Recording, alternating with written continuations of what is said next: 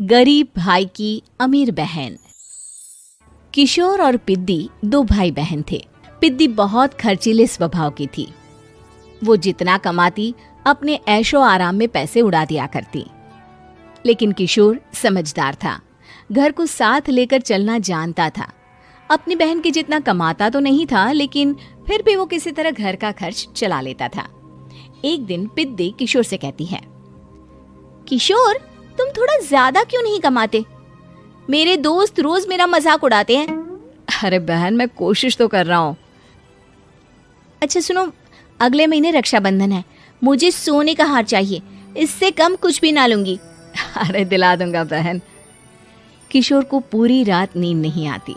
उसके दिमाग में बस ये चल रहा था कि उसकी माली हालत इतनी बिगड़ चुकी है, अब वो सोने का हार कहाँ से लाएगा।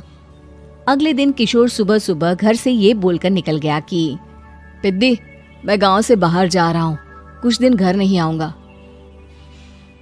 किशोर ने अपने काम के साथ साथ फेरी में कपड़े बेचने भी शुरू कर दिए, जिससे वो ज्यादा से ज्यादा पैसे कमा सके।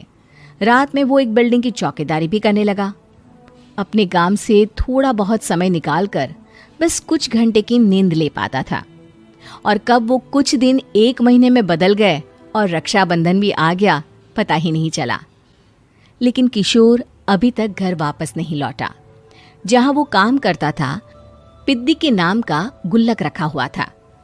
किशोर ने उस गुल्लक को फोड़ा और सारे पैसे इकट्ठा करके एक सोने का हार खरीद लिया। घर में पिद्दी किशोर का इंतजार कर रही थी। तभी किशोर आता है। कहाँ चले गए थे? 4 दिन का कहा था और 1 महीने से पता नहीं कहाँ गायब हो गए थे। मैंने बस एक हार मांगा था और तुमने तो घर ही छोड़ दिया।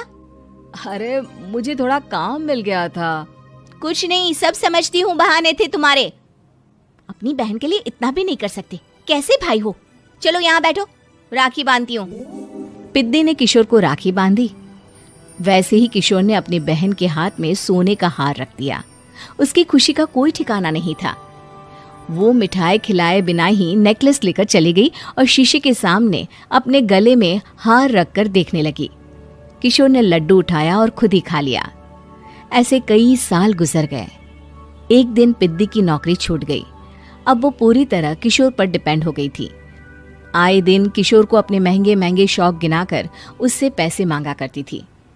किशोर, कुछ पैसे देना, मुझे पार्लर जाना है। किशोर बिना कुछ बोले उसे पैसे दे देता। ये क्या, 500?